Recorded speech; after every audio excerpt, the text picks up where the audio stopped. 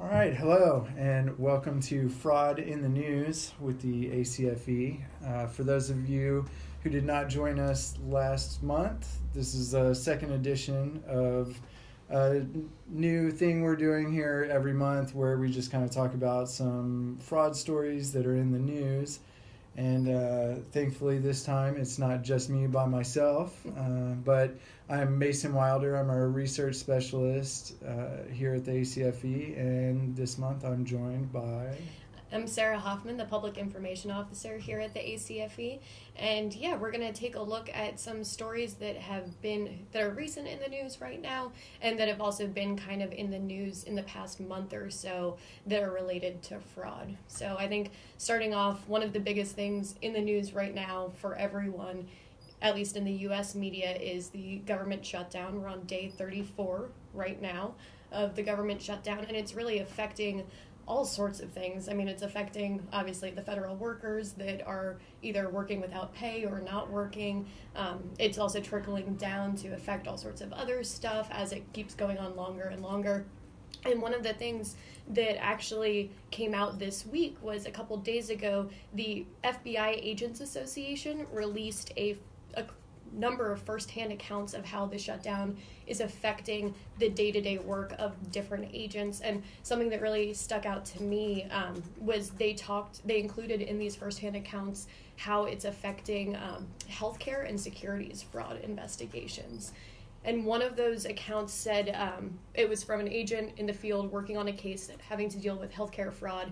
And they wrote, "The operational effects of the shutdown are immeasurable. We have postponed the indictment of subjects due to the shutdown." And another one talked about an insider trading case that I think they said they had almost like 20 witnesses or something, or informants, and they were ready to pounce basically and press charges, and the shutdown came right at a time where they don't have the resources to do that. And so I think that for as far as fraud impact, I think that it might be affecting anti-fraud professionals in ways that we didn't really think of before. Yeah, and I would kind of assume that not only with ongoing cases that they're in the middle of enforcing or investigating, fraud that's happening right now that hasn't yet popped up on their radar, there's probably going to be a bit of a backlog once the shutdown does get lifted. And so, the impacts on fraud investigations and enforcements could last even beyond the period of the actual shutdown. Were there any other kind of impacts that you come across that were fraud related? I think that one that it'll have an impact in the way that you just described, and that's the FTC, the consumer fraud reporting. That's going to create a backlog. Right now that's down. I think you might still be able to email it in, but on their website they say they are closed right now during the shutdown. They will not be starting any new cases of identity. And so if you had your identity stolen at this point in time, you might be able to file a report, but you know full well that report's not going anywhere, not even getting started until this shutdown is over. And like you said, thinking of all the people and how often identity theft happens and how often data breaches happen, all of those complaints right now are just piling up. And I also think that with the advent of tax season coming in, we know that tax return fraud and identity theft through those ways is a huge problem every single year, and the IRS is operating very leanly. FTC consumer fraud is shut down. I mean, I think that we might see more tax return theft or fraud during this time, or if not more volume of it, a much slower rate in actually dealing with it. Right. Yeah, and you mentioned websites either being down or limited in their functionality. Another thing that's been reported in a couple places are the security certificates of federal websites expiring, which expose those websites to maybe spoofing by fraudsters that want to direct people to a fake website that appears as though it's the federal agency's website to either collect information for identity theft schemes or have you download malicious files or things like that. So another thing to be wary of if you're visiting any federal agency websites. If something doesn't look right, double check that URL and just be careful about what you download and open. Yeah, I mean, that's good advice all the time, but especially now, be aware.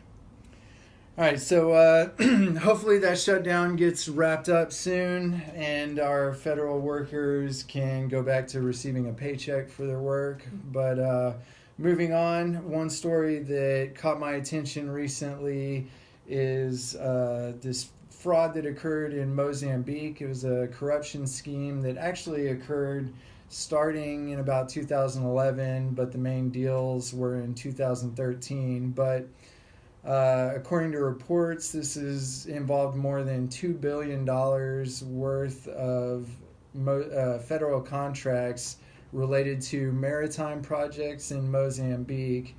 And this story has kind of popped up in the news because 3 bankers employed by Credit Suisse were recently arrested in London on U.S. charges because they allegedly arranged debt financing deals to fund these $2 billion worth of maritime projects, and the 3 bankers and a couple other people received more than $200 million in bribes and kickbacks. All the business and the $2 billion worth of deals went to one single Lebanese shipbuilder. An executive at that company has also been implicated and charged. He was arrested in the Dominican Republic, I believe, and extradited to the U.S. to face charges, or his extradition is pending.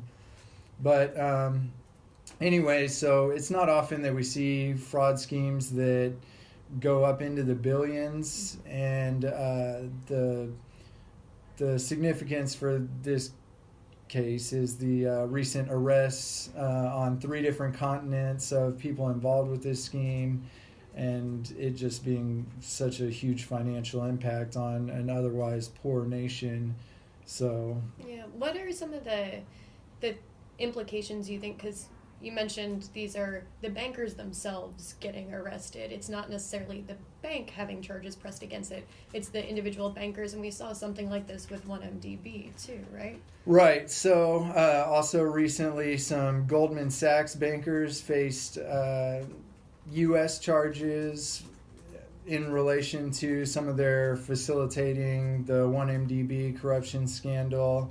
And Goldman Sachs itself, the organization, also faced some criminal charges in that case. So we're seeing potentially more of a trend of financial institutions and their employees being held criminally liable for facilitating these huge corruption schemes where, you know, you kind of typically think about the actual government figures that carried out the corruption schemes facing the most serious consequences. But in this case, these bankers, it looks like there's a serious possibility of them doing some jail time or, you know, facing serious consequences in their professional lives. And so I think this is just kind of a trend of more enforcement on the facilitators to deter further acts of facilitating corruption. And I also think that, you know, this handful of people that orchestrated this scheme for their $200 million in kickbacks, the impacts that this is going to have on a poor country are pretty staggering. I think once news of this scandal came out, the value of Mozambique's currency dropped in half.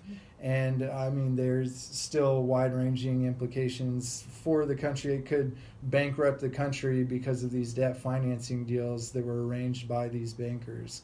So it's a pretty big case for all the people involved, and it'll be interesting to see how it plays out and whether future corruption cases like this involve consequences for the bankers that helped arrange the deals. Yeah, super interesting. Another one that has probably popped up on your radar, it's been talked about a lot recently as just kind of a pop culture phenomenon, but definitely helps bring some awareness to fraud cases is the Fyre fraud documentaries, the kind of competing documentaries on both Hulu and Netflix streaming services.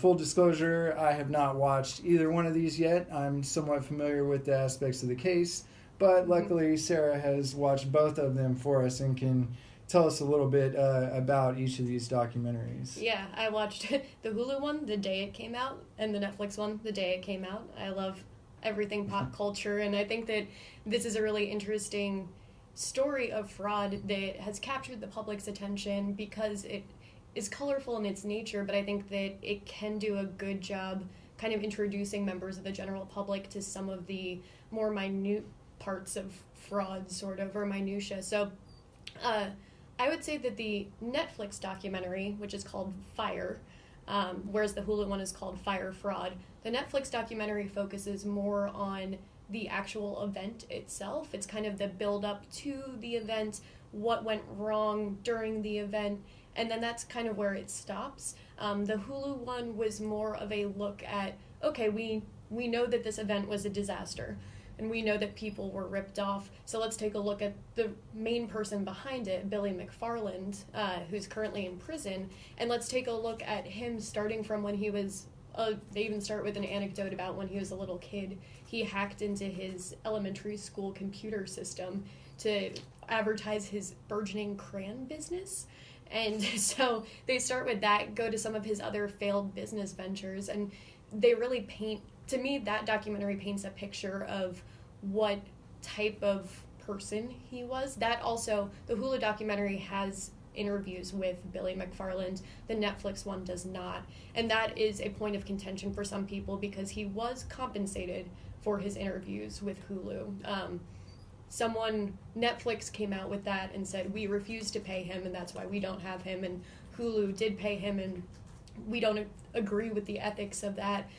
But there's also an ethical conflict of interest with the Netflix one because the Netflix documentary is produced by a media company that also is a defendant.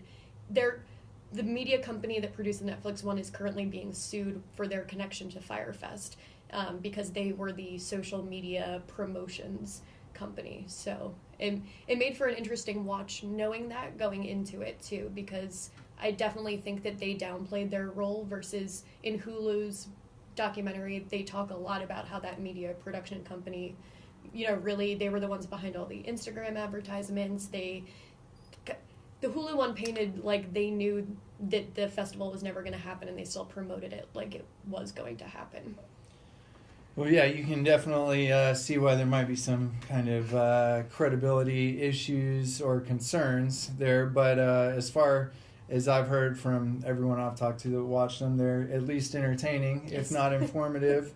But I know that a lot of the focus has been on the actual event itself and what went wrong and the firsthand experiences of all these people that spent a lot of money to go have this experience and were disappointed. But what were some of there were some other actual kinds of financial fraud involved. Can you talk about some of those? Yeah, so in addition to just it being a fraud that they took people's money for this festival that was not going to happen, in the background, Billy was also running an app called Fyre, and the Fyre Festival was supposed to be basically promoting this app that was a talent booking app. And while he was putting together this festival, he was also getting investors to invest in the app on the side, and he was artificially inflating numbers, inflating valuations. They flat out lied about some of the talent that they said had already signed up to be on the app to make it more attractive to investors. They also, while the festival was kind of like crashing and burning and leading up to it, they were taking investors' money who had invested in the app and just moving it straight over to the festival. So the investors had no idea that their money was just being used for a completely separate purpose. Yeah, so it does, the fraud did go a little bit deeper there. I think I also read somewhere that he was using investor funds to pay for his Manhattan penthouse and some of his schmoozing of the celebrities that he got to endorse the festival itself. So I think Billy in Billy McFarland's mind, I think the line between him and his businesses doesn't exist in his brain. I think that he sees himself as an embodiment of all of these businesses he's created, and therefore doesn't really feel like, and I'm spitballing here, but based on his behavior and his patterns, it wouldn't surprise me if he truly didn't think that there was anything wrong because, I am the business and I need to be in front of these investors looking like I have lots of money to get more money, and so kind of keeping up those appearances. And one of the really interesting things also about the Hulu documentary, with the fact that they had the interviews with Billy, was, as a lot of fraud examiners know, we have fraudsters. Sometimes we interview them, we have them speak at some of our conferences because we think that there is something to be learned from actually seeing a fraudster speak, to talking about their crimes, kind of getting that psychological element. And I think that the Hulu documentary had that. I noticed, for instance, how often Billy was blinking, and you start to notice when they started asking tougher questions how he would take more pauses or he'd look to a certain direction. And it was very interesting to basically watch him squirm and to see how he was dodging certain things. And I think that that's something that would be interesting and useful for people to.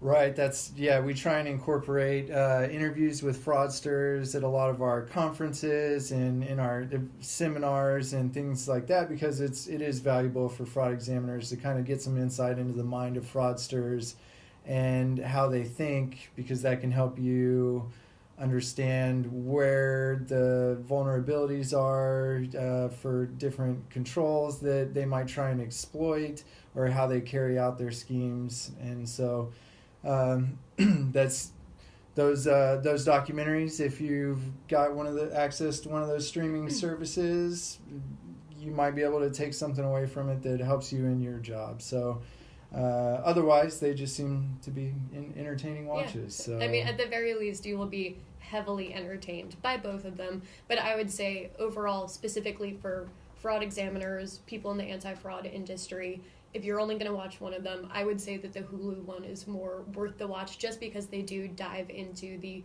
financial fraud aspects. They talk more about the court cases that are pending against a lot of people at the end of the documentary, as opposed to just ending it with the failed event.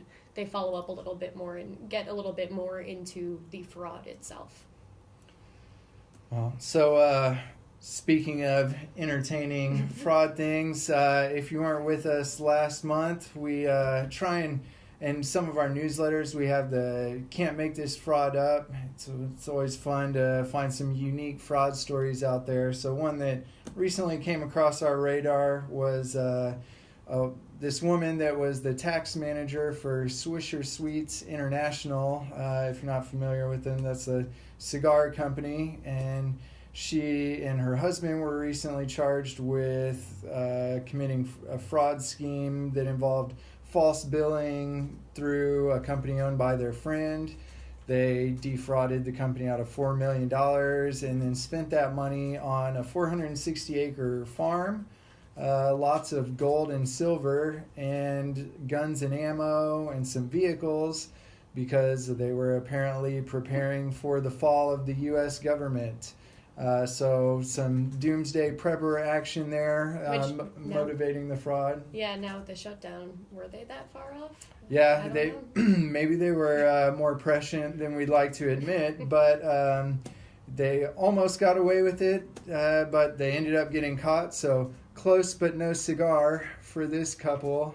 And unfortunately for them, their plans went up in smoke. So on that note, we will leave you guys for another month. We will be doing this again next month around the same time of the month. So stay tuned for announcements about the next one. And thank you very much, Sarah, for joining me this time. So it wasn't just me.